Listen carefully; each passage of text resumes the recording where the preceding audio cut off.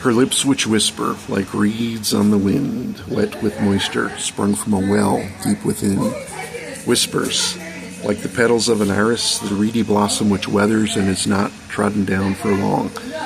Fell Burgundy Iris, or Moses Cleveland's Canterbury Tales, line 1865, book 7. 5 by 5 and 1 by 1, for twice begat the choice was one, for dead or drunk passed only through the door. The choice was simple, only one, the door unto the tavern stuck. What spell this cast, the door stuck fast to frame. The door stuck fast unto its frame, victory's feast had thus went lame, the unruly raven vandal for to blame. It sought by all with passion due, with forks and knives and aim ere true, the raven to be snuffed like candle flame. But ere the raven dodgy be, it flew about, was hard to see, it cawed and squawked and mocked the party present. It smashed itself and hit the floor, rebounding from the burly door. It nimble be the raven, not a pheasant. Rebounding from the door it bid its way unto the window hid, imperative to make its fast escape.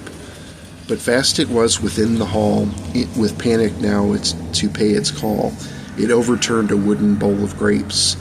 It spied another window to which it flew, the night air blew. The guests a vested interest in it be. It best be gone ere from the hall, the knives and forks but short to fall. The window open, freedom it did see. It paused upon the window sill, it mocked and cawed its humor ill, it waiting till the guests were within reach. Then off into the night it flew, it pausing to remain in view. It filled the night with an unearthly screech, as if to bait the guests anew, a knowing for to misconstrue, as they scrambled over the window sill. The flaunted feast thus left behind for grouchy Carl and beast to dine, the roaches were indeed to sup their fill. They one by one across the sill chased the raven, their humor ill, they tumbling in pursuit through the window. The raven crowed and croaked a taunt. It in its beak the ring did flaunt, it flagrantly festooned as it did crow. Off to the east it flew once more, to Darkwater Inn, and then north. To the well landed it upon the stones.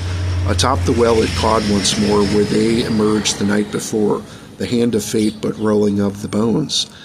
The wheel thus spun and quite a run, still spinning thus and not quite done, what number up and number down to be. A new day yet to dawn it be, a continuation for to see. Never happened past dawn had yet to be. But night to night no dawn had come, continuation, one by one, still spinning, but the wheel had yet to rest. The celebration premature, what fate withheld for to endure, still spinning thus they'd yet to pass their test. Divest the raven be of its charm, as yet for it to come to harm. Divest of feather vest be the intent. Alouette, the pluck du jour, a bouche de ferme, for to be sure. No more to quoth this raven, a sure bet. And Eleanor, who would agree, still vexed, yet at this raven be, hexed and vexed, but for a different reason. Again still more the raven cawed, exploiting but one fatal flaw, with the raven ne'er to be in season. Nigh mockingbird and nor a jay engendered it but for a day, illuminated, indeed hated, top of the list, indeed rated. Beyond all other considerations, pressing pending at this date, to iron for this wrinkle, to go this wrinkle spate. Indeed ere late for wisdom's sake, to pounce upon this feathered rake, like tipsy wayward polecats delving to a cobra's den. And grouchy Carl, who sipped his ale, remarking how his plan was hale, a fitting way for they to find their end. His work thus done, he sipped his beer. Their angst is yet to yield to fear. The raven called and dropped into the well, and one by one they followed suit over the edge in hot pursuit. To spite the raven's taunts, indeed they fell. No ears to hear the warning call of friends behind the darkened hall. Into the nescient hall they would descend, like rabbits to a cobra's den, a moment's reckoning nigh to spend, unheeded be the warning call of friends. Into the hole like headstrong beasts to seek or to provide the feast, The craven raven, cowardly to flee. The raven craven may be so, but one way only for to know. Still from the nescient paw its cause did come.